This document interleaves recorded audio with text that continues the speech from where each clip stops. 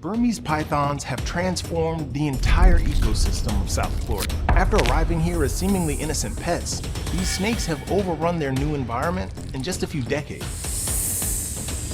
Deep in Florida's swamps, an unseen war transformed the land itself. What started as a harmless obsession with exotic pets spiraled into chaos. He's an animal! Species disappeared, ecosystems collapsed, and frantic attempts to fix it drew mockery from all sides. Yet behind the criticism, a daring experiment was taking shape. Dozens of snakes were released into the wild in North Florida to eat other invasive snakes. One so controversial, it would forever alter the state's ecological story. What many called insanity became a breakthrough. Sometimes, the wildest solutions are the ones nature has been waiting for. Has seen historic success in the Everglades. As Fox 35's Carla Byron explains, it's helping to remove Burmese pythons from the wild in record numbers. The snake invasion nobody saw coming. Nature, in all her wisdom, has a way of balancing herself, until something tips the scale. And when it does, chaos doesn't arrive with a roar. It slithers in quietly, like in Florida, early 20th century. A wild Eden of tangled mangroves, endless sawgrass, and sunlit swamps humming with life.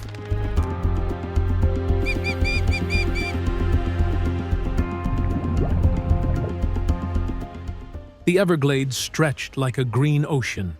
Herons wading in the shallows, raccoons rummaging in the reeds, panthers ghosting through the shadows. It was raw, untamed, and alive. Then came the imports. In the 1930s, a new fascination swept across America, the exotic pet craze. And few creatures embodied exotic quite like the Burmese python, a living muscle coil from the jungles of Southeast Asia. With shimmering bronze scales and a gaze that seemed ancient, these snakes were irresistible to collectors. They were trophies, conversation starters, living art pieces that coiled around one's arm and ego alike. But beauty has a habit of outgrowing its cage. As the decades rolled by, those adorable baby snakes grew into 20-foot constrictors. Too strong to handle, too large to house, too wild to keep. Whoa, all right, we got him. Awesome, Mark. Woohoo! Some owners tried to find sanctuaries. Others took the easier route. They opened the cage door and let the Everglades take care of the problem. And the Everglades, always generous, did.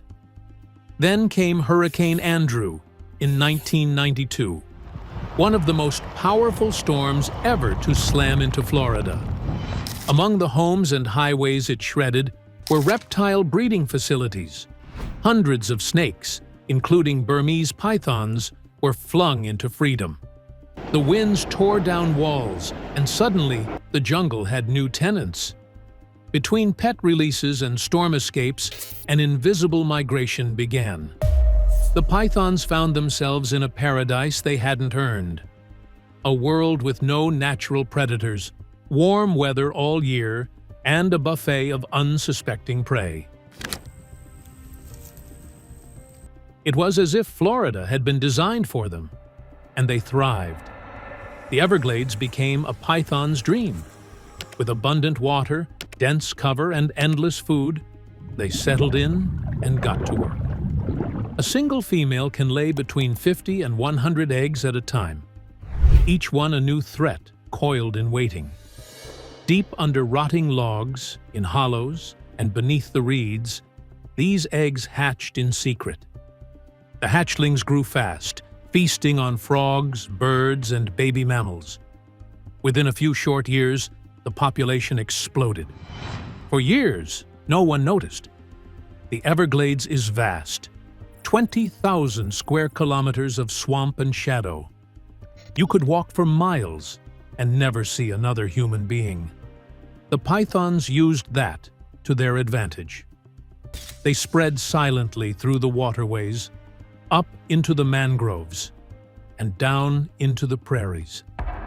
By the time anyone realized what was happening, it was already too late. Raccoons vanished first, then rabbits, then opossums. Biologists began to notice eerie absences, fewer animal tracks, fewer calls at night. A forest that had once pulsed with sound began to fall strangely quiet.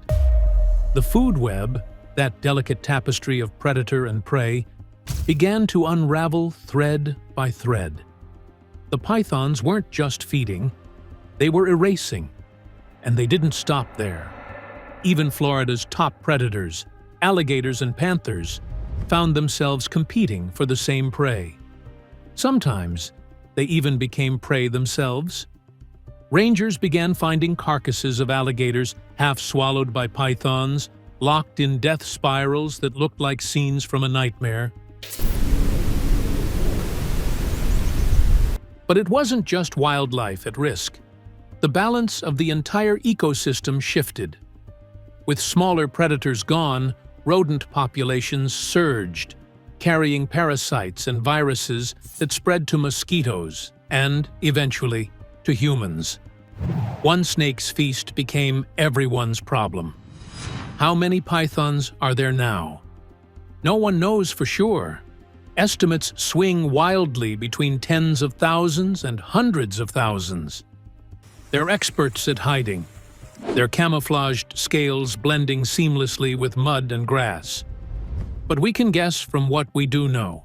Say there are around 50,000 pythons.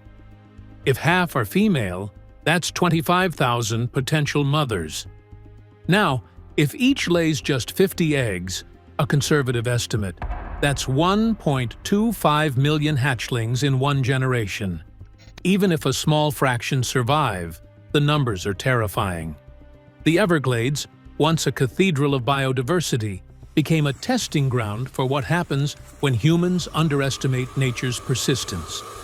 And in that test, Florida was losing. It wasn't until Florida's familiar faces, the raccoons, rabbits, and bobcats, began to vanish that people realized something chilling. The invasion wasn't coming. It was already here. Vanishing wildlife.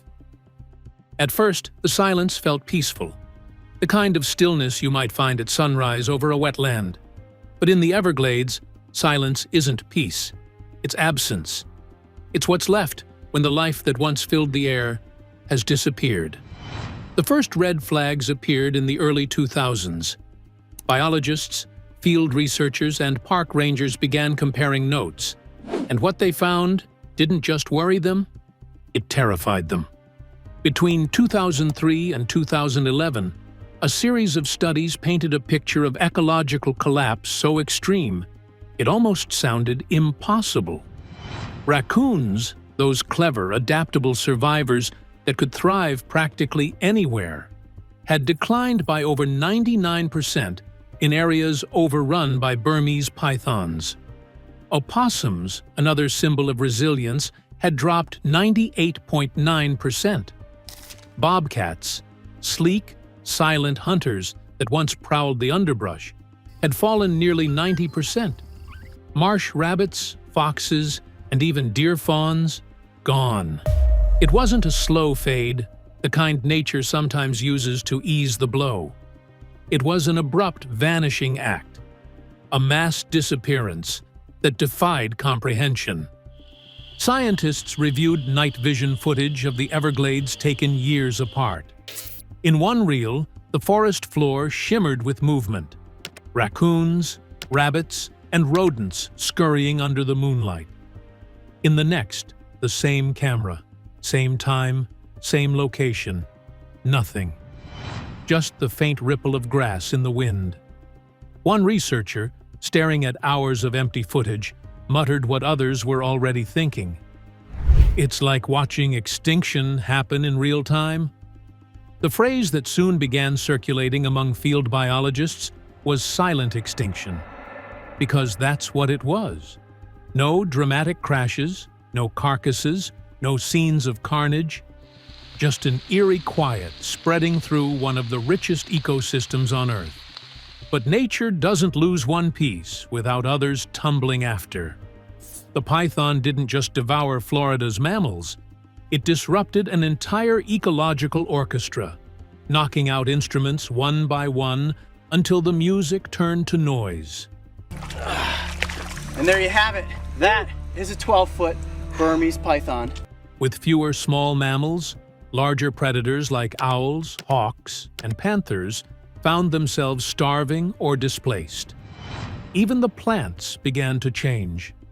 Many native mammals, especially rabbits and foxes, once played a crucial role as seed dispersers, carrying and spreading seeds through their droppings. Without them, the landscape itself began to shift.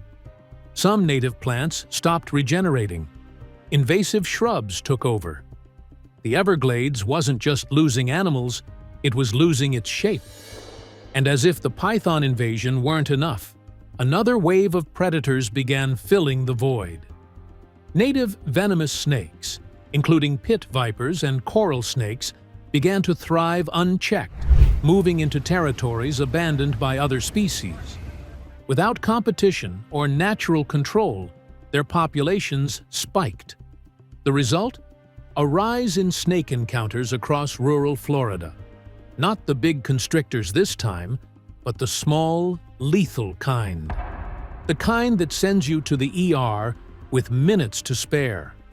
By the late 2010s, hospitals across the state began reporting a noticeable uptick in venomous snakebite cases. Ranchers, pet owners, even hikers found themselves on edge. Every rustle in the grass felt like a threat. Oh my God! Oh my God! Let's go! Dude. The Everglades had gone from being one of the world's most balanced natural systems to a place of extremes. Too many snakes, too few mammals, and an ecosystem fighting itself to survive. For Floridians, the invasion stopped being a distant ecological story. It became a safety issue, and a deeply personal one. Farmers reported losing pets and livestock to both pythons and venomous snakes. Residents along the Everglades' edges began spotting massive constrictors slithering through backyards and swimming pools. Some found them curled under porches or crossing highways at night, silent, cold, and impossibly large. Wildlife officers, stretched thin, were fighting what felt like a losing battle. For every python caught, dozens more went unseen. The snakes were winning through sheer stealth and numbers, and the emotional toll was real. Locals who had grown up surrounded by wildlife, who remembered nights when the air was alive with the chorus of frogs, the hoot of owls, the rustle of raccoons, began realizing those sounds were gone. The Everglades, once Florida's wild heartbeat, now thudded faintly under the weight of silence. To scientists, the message was clear. The system was collapsing under the weight of its missing parts.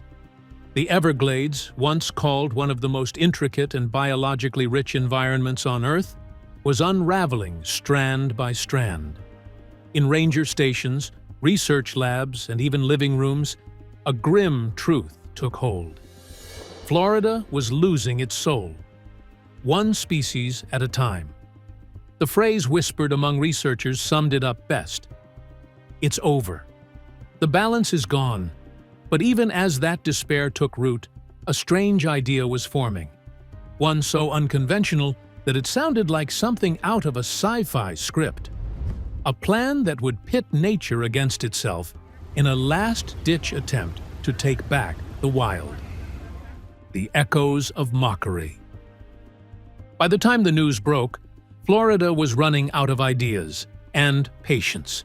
The pythons were multiplying faster than anyone could count. Venomous snakes were slithering into new territories, and entire species had vanished into silence. Something had to give. So, when the Florida Fish and Wildlife Conservation Commission stepped up to the microphone in 2017 with a plan to fight back, the world listened, and then immediately burst out laughing. The announcement was bold enough to sound like parody.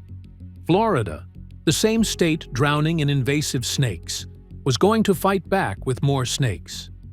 Their secret weapon? The eastern indigo snake, a glossy, deep blue serpent that hadn't been seen in much of the state for decades. The idea was to reintroduce this native species into its old haunts, letting it reclaim its role as one of the Everglades' top predators. Within hours, headlines exploded. Florida fighting snakes with snakes. Operation Slither versus Slither. Only in Florida. The internet went feral. Memes flooded social media. Photoshopped pythons wearing sunglasses squaring off against indigos like it was a reptilian boxing match. Late-night comedians had a field day.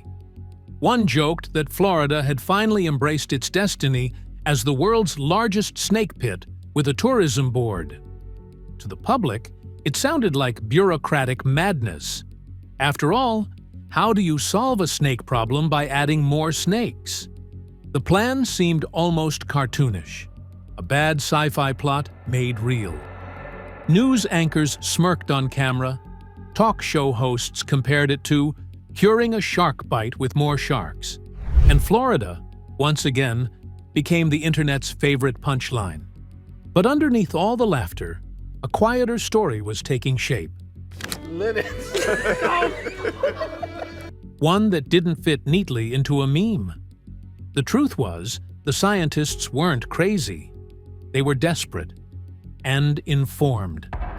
The eastern indigo snake wasn't just another snake.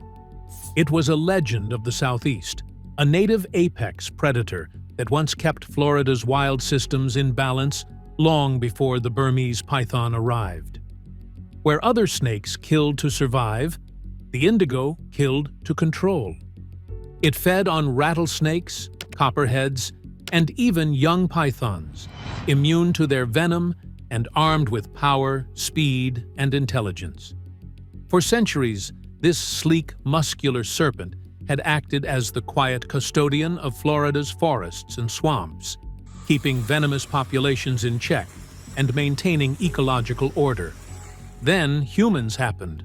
Through habitat destruction, road construction, and the illegal pet trade, the indigo was driven to the brink. By the early 2000s, it was functionally extinct in much of Florida, another victim of carelessness and greed. Now, scientists wanted to bring it home.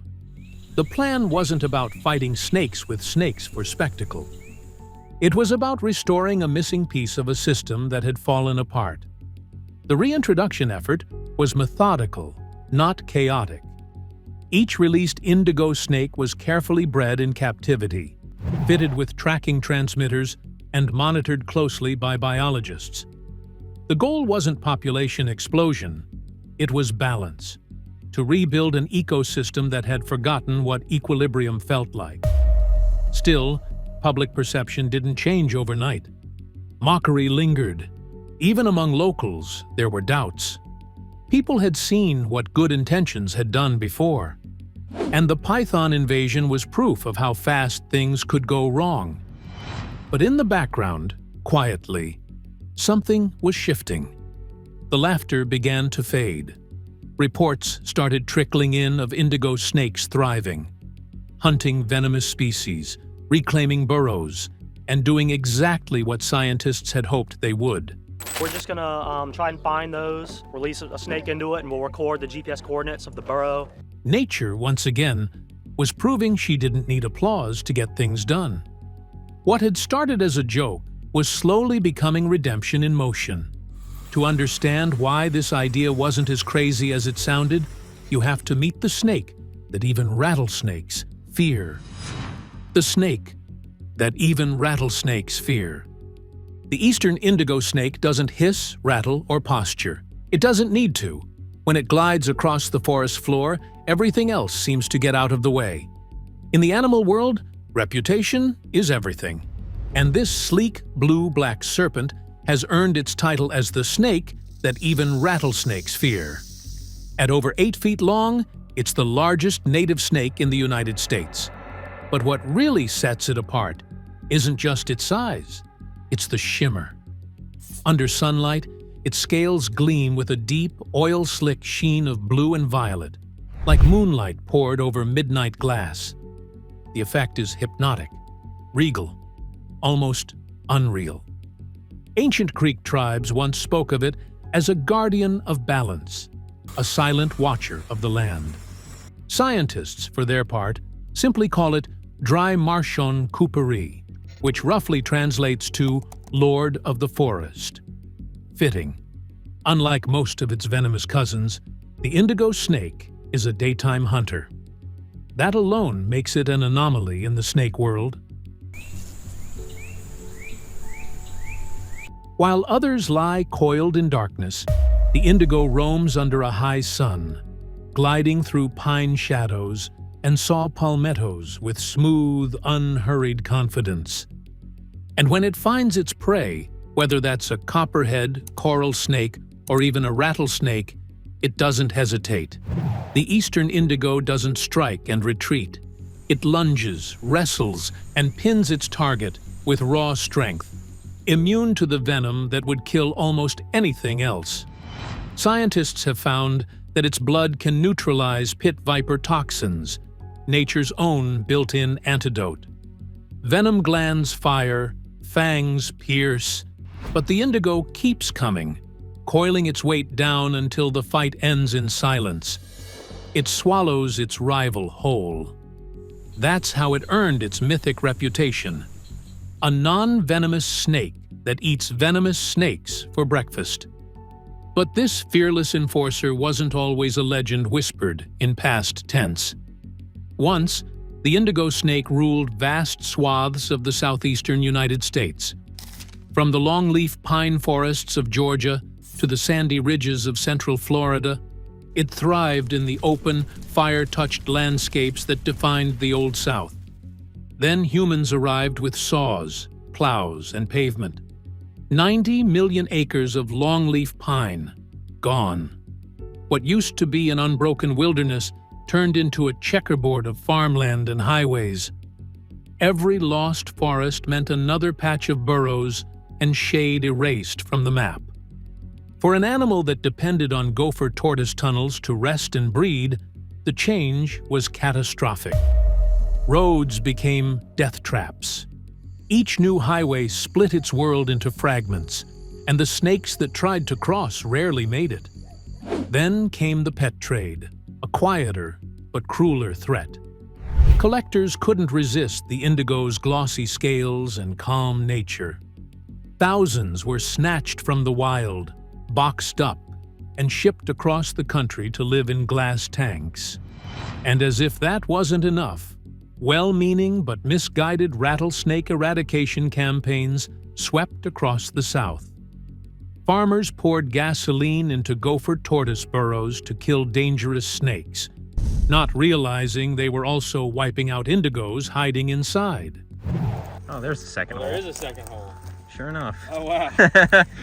The species that kept rattlesnakes in check was dying because humans feared the very balance it maintained. By 1978, the eastern indigo snake became the first United States snake to earn a spot on the federal endangered species list. A silent guardian turned ghost. For decades, it seemed like the indigo's story would end there, in textbooks and museum displays. But Florida wasn't ready to give up. Deep in a small facility surrounded by pine and wire, a handful of people refused to let this creature vanish without a fight. At the Orion Center for Indigo Conservation, biologists began what sounded like an impossible mission: to breed a legend back to life. Inside carefully controlled enclosures, they paired surviving indigos, studying each hatchling's health and lineage. Every egg that hatched was a small miracle, sleek, dark, and glinting with that unmistakable blue sheen. For 2 years, the young snakes were raised in captivity, fed and monitored, growing stronger behind the safety of glass. Then came the day of release. It wasn't some grand ceremony, just a few scientists in boots and hats, holding plastic containers under the Florida sun. One by one, they opened the lids. The snakes slid out slowly, tasting the air with flickering tongues. They disappeared into the brush, moving with the same silent grace their ancestors once did. Each one carried a tiny radio transmitter, a lifeline that allowed researchers to track their progress. It was a cautious, methodical process. For the first time in decades, the indigo snake was home again. To outsiders, it still sounded ridiculous, fighting snakes with snakes. The world had laughed when Florida announced it, but out in the swamps, something extraordinary began to happen. The balance that had once teetered on the edge started to shift. Rattlesnakes grew scarcer near reintroduction zones. Native rodents and birds, long pressured by invasive species, showed small signs of recovery. The ecosystem, so fragile and fractured, began to whisper back to life. No one was laughing anymore. The indigo snake had returned not as a curiosity, but as a reminder of how easily humans can destroy balance, and how hard, yet possible, it is to restore it. The turning point. For years, Florida's great snake experiment lingered in limbo. The world had laughed and moved on, leaving biologists alone with their quiet hope and cautious data. Would the indigos survive out there? Would they really make a difference? Or simply fade away, like so many well-meaning reintroduction attempts before them? No one expected miracles. But nature, as always, doesn't announce its victories with fanfare. It whispers them. At first, the signs were subtle, almost invisible to anyone not paying close attention. A farmer near Apalachicola mentioned that he hadn't seen a rattlesnake in months. Hikers began spotting glossy blue-black scales slipping across trails at midday. Wildlife officers received fewer calls about venomous snakes near residential areas. The change wasn't dramatic. It was patient, deliberate, and silent. The eastern indigo snake was back to doing what it had always done best, restoring balance without asking for applause. For every venomous snake it subdued, for every rodent it devoured, the ecosystem edged one small step closer to the equilibrium it had lost decades ago. In fields and pine forests, the land itself seemed to exhale. The indigo's diet, broad and merciless, left nothing unchecked. Rodents, whose booming populations had long tormented farmers and spread diseases like the Black Creek Canal virus, began to decline. Burrows that had once crawled with pests grew quiet again. Nature's invisible janitor was back on the clock. Then came the surprise no one saw coming. During a tracking expedition, a team of field biologists examined the stomach contents of a recently deceased indigo snake killed by a car along a rural road. Inside, they found something shocking: young Burmese pythons. Hatchlings, to be exact. Proof that these sleek, venom-immune predators were not just holding the line against native venomous snakes, but striking at the heart of the invasive army itself. It wasn't a controlled experiment or a staged photo op. It was raw, natural evidence that the indigo snakes were adapting, doing what humans could not. They were hunting Florida's most feared invader. The laughter that once surrounded the snakes fighting snakes idea began to fade. Scientists, once reluctant to attach their names to what seemed like a publicity stunt, started taking a closer look. The data pouring in from field trackers and conservation centers painted a stunning picture. Indigos were surviving, breeding, and reshaping the balance of Florida's ecosystems. But the true turning point came in 2023.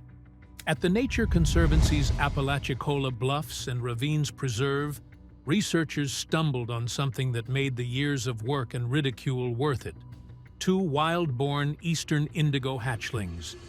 They weren't lab-raised. They weren't reintroduced adults. They were native-born, the offspring of parents once released into the wild years earlier. For the first time in over 40 years, the indigo snake had bred naturally on Florida soil. It was more than a discovery. It was vindication. The numbers told the story better than any press release could. Since the first releases in 2017, over 160 eastern indigo snakes have been reintroduced into restored longleaf pine habitats. We've got 26 snakes here.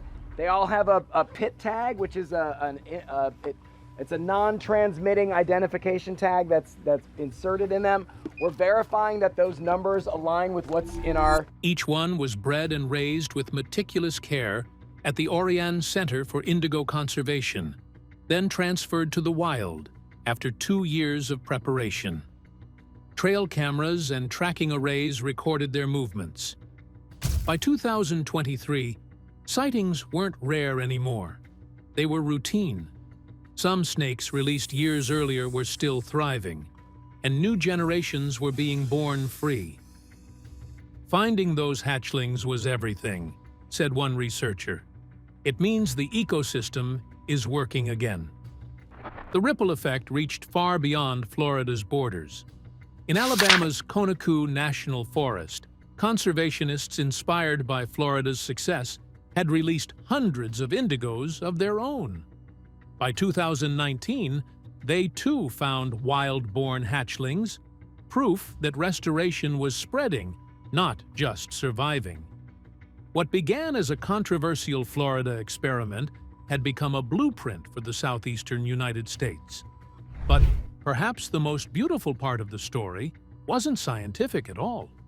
It was symbolic. Each indigo snake slithering through the leaf litter was more than just an apex predator returning to duty. It was a quiet declaration that the land could still heal, that human mistakes, while devastating, weren't always final, that patience and persistence could rebuild what greed and fear had destroyed. Walk through Florida's pine forests today, and if you're lucky, you might catch a flash of deep cobalt slipping through the brush, a living streak of midnight. More than 200 indigo snakes now glide across the state's wildlands, doing what no task force, trap, or pesticide could, bringing balance back. The same people who once mocked the plan now study it. Conservation teams across the country use the Indigo Project as a model, a real-world example that ecological restoration isn't just possible, it's measurable. What started as a gamble has become a movement. Florida didn't just save a snake, it helped restore the heartbeat of its wilderness. But as the indigos thrived, another war raged deeper in the Everglades. For the real monsters, the 20-foot giants swallowing deer and alligators whole, Florida turned to an even deadlier predator: humans. The bounty hunters. There comes a point when science alone isn't enough, when data gives way to boots, mud, and sheer grit. And for Florida, that moment arrived in 2017. They called it the Python Elimination Program, but everyone knew what it really was: a bounty hunt. For the first time, Florida officially declared open season on Burmese pythons. Florida's Python Challenge is officially over, with several winners being announced Tuesday. The Florida Fish and Wildlife Conservation Commission facilitated the challenge, which asks Floridians to remove as many invasive Burmese pythons as possible. This year, 857 people participated from 33 states and Canada, collectively removing almost 200 pythons. Those silent swamp phantoms that had turned the Everglades into their personal buffet. Hunters were paid by the foot, literally. Every inch of shimmering scale meant cash. It's not about the money, it's about the Everglades. Yeah, count it. And then came the annual Python Challenge, part conservation crusade, part spectacle, drawing adventurers, YouTubers, and snake wranglers from around the world. It was Florida's most unconventional job posting. Wanted, humans willing to wrestle 18th-foot apex predators in waist-deep swamp water. But behind the spectacle, something more serious was taking shape. A full-scale ecological war. Enter Ian Bartoszek, a soft-spoken wildlife biologist with the kind of calm demeanor you only find in people who wrestle monsters for a living. From his lab in Naples, Bartoszek leads a small team at the Conservancy of Southwest Florida, and what they've accomplished borders on the impossible. Earlier this year, his team hit an astonishing milestone: 20 tons of Burmese pythons removed from the western Everglades. That's about the weight of a fully loaded school bus, or, if you stretch them out nose to tail, 2 solid miles of snake. But Bartoszek likes to pose one haunting question. What do you think it took to make 40,000 pounds of Burmese python? The answer lies on the black-topped tables of their snake lab, where each captured python undergoes a necropsy, a post-mortem window into the Everglades food chain. Inside, they found deer hooves, raccoon fur, bobcat claws, even alligator scales. One python had swallowed an entire fawn. In total, the Conservancy has documented at least 85 species in python stomachs: foxes, rabbits, birds, hogs, and reptiles of every kind. What the necropsies reveal is not just a predator, but a vacuum, one that's been quietly devouring the Everglades from the inside out. For more than a decade, Bartoszek's team has chased these cryptic invaders across 200 square miles of swamp, cypress, and sawgrass. Their secret weapon? Scout snakes. Male pythons surgically fitted with radio transmitters are released back into the wild to do what they do best: find mates.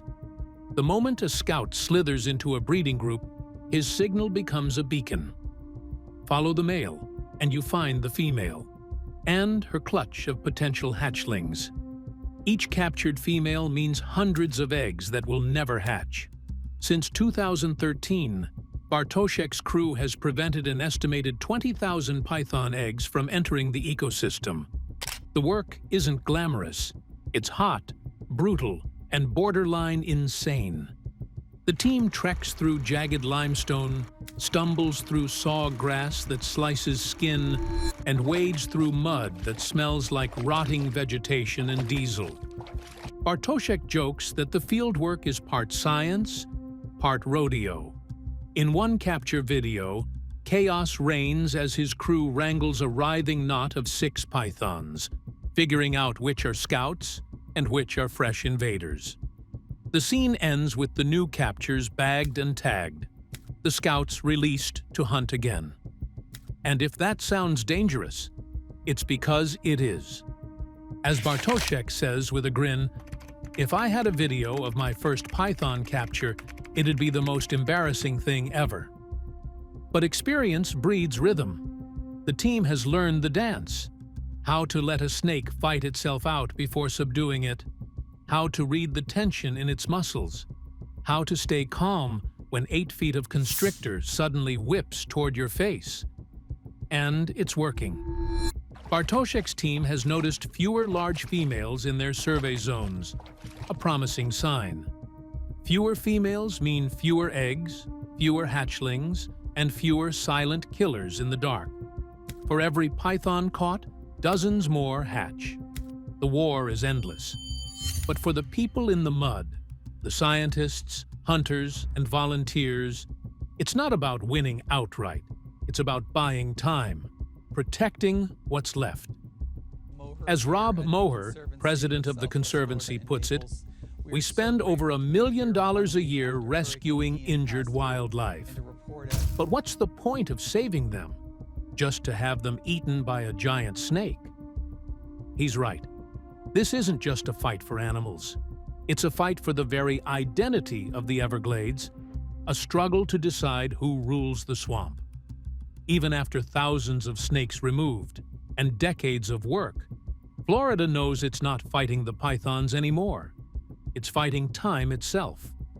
But technology and a few bold experiments may finally tip the scales. Florida has a python problem. Are bounty hunters the solution? The tech turn: drones, DNA, and AI versus pythons. At first, it was eastern indigo snake, then boots, mud, and machetes. But Florida soon realized brute force alone couldn't win a war against an enemy that multiplied faster than it could be hunted.